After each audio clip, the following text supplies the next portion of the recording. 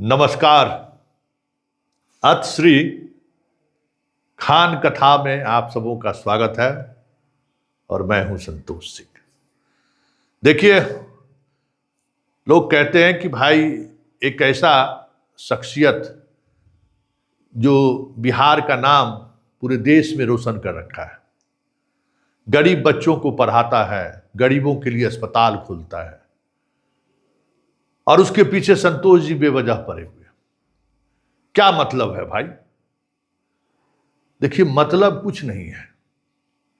ना वो दो कोचिंग संचालकों के बीच विवाद होता है और ना ही हमारे जैसा पत्रकार खान का बायोग्राफी उलाटता है। हमको ना तो अंजना ओम कश्यप से मतलब है, ना गोदी मीडिया से मतलब है। उसके शिकार तो हम लोग खुद हैं। सरकार के चिरोड़ी करने वाले पत्रकार बने हुए हैं।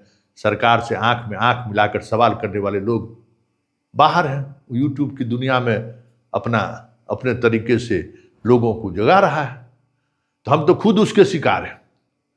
लेकिन अंजना ओम कश्यप या गोदी मीडिया की वजह से खान के पीछे पड़े हुए हैं, ऐसा नहीं है।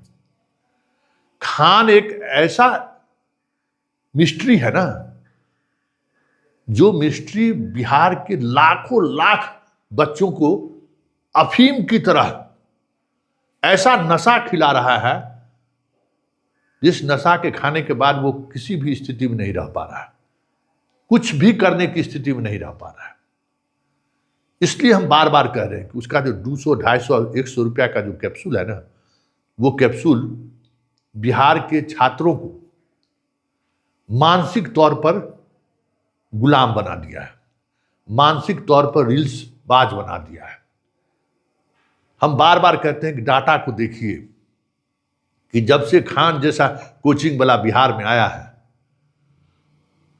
दरोगा के बहाली में 20% दूसरे राज्यों का लोग आ जा रहा है। बीपीएससी वगैरह का तो छोड़ दीजिए, मास्टर उस्टर का तो छोड़ दीजिए, सिपाही में भी आ जा रहा है। जो बिहारी पूरे देश में परचम लहराता था अपने एजुकेशन के दम पर, आज बिहार में दूसरे राज्य के लोग आकर नौकरी कर रहे हैं।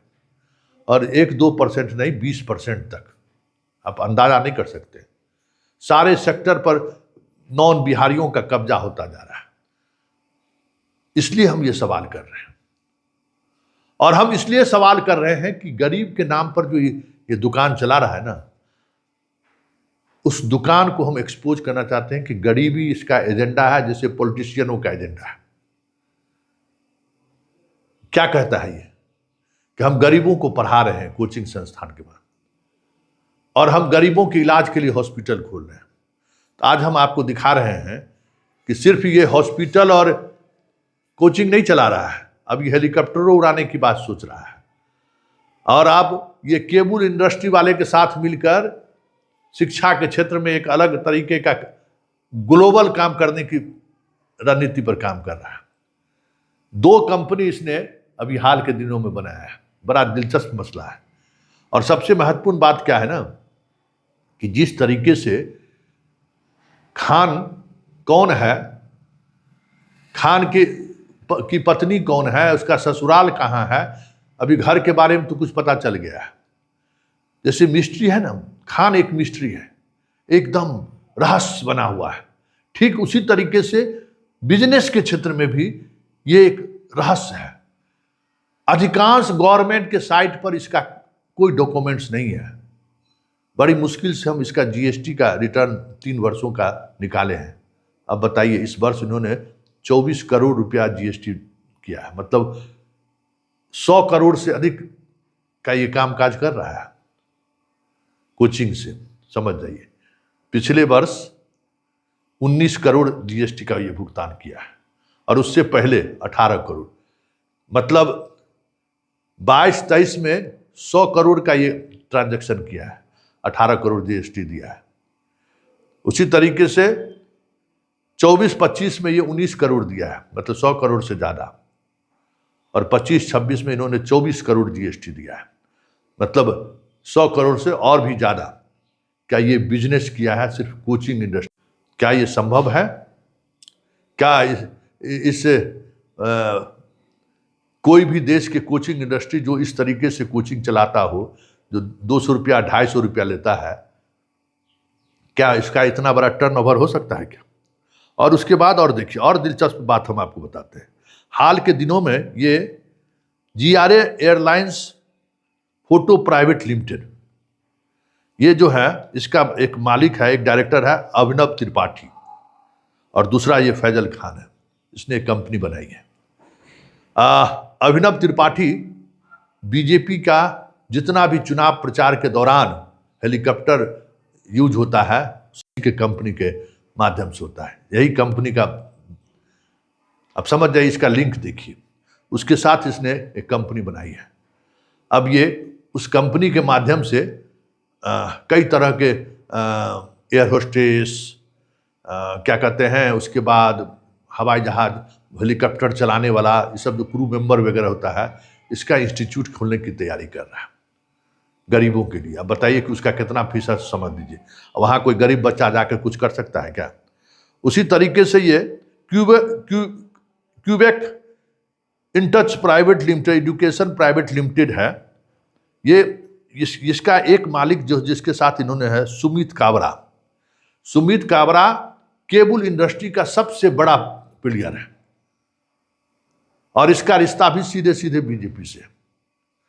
और उसके साथ एजुकेशन के क्षेत्र में ये काम करने के लिए, मतलब बड़े बड़े कॉलेज और यूनिवर्सिटी खोलने के लिए इसने एक कंपनी बनाई है, सारा कुछ इसका। और इसका जो प्राइम कोचिंग इंस्टीट्यूट का जो कंपनी है, उस कंपनी के आड़ में क्या क्या हो रहा है वो भी हम खुलासा करेंगे। लेकिन सिर्फ इतना ही समझिए कि खान गरीबी एजेंडे के सहारे, गरीबी नैरेटिव के सहारे क्या कर रहा है, इसका अंदाजा शायद आपको नहीं है। आप खुद दिल पर हाथ रख के रखिए कि एक 250 रुपया 100 रुपया लेने वाला कोचिंग चलाने वाला आदमी का टर्नओवर 100 करोड़ हो सकता है क्या? अब सोच लीजिए, 125 करोड़ हो सकता है क्या? कहां से आ रहा है ये पैसा? एक एक खुलासा, परत दर परत खुलासा हम करेंगे, क्योंकि ये सवाल गरीबी और गरीबी मिटाओ का बात नहीं है। ये कोचिंग संस्थान के आड़ में, ये अस्पताल के आड़ में बहुत कुछ चल रहा है, और हमारी कोशिश यही है कि उसको एक्सपोज किया जाए, उसको सामने लाया जाए। क्योंकि सिर्फ ये बिहार के बच्चों को मानसिक तौर पर गुलाम अफीम नहीं खिला रहा है 200 और 100 रुपया लेके। बिहार के कई नेता और ब्यूरोक्रेट से इसके गहरे रिश्ते हैं, और उस रिश्ते का मतलब क्या है? क्या उस रिश्ते का तार इस इंडस्ट्री से जुड़ा हुआ तो नहीं है? कई तरह के सवाल हैं। इसलिए श्री खान कथा जारी रहेगा जब तक इसके उस हर एक खेल को सामने नहीं लाकर रख देते। चलिए फिलहाल इतना ही, इजाजत दीजिए, नमस्कार।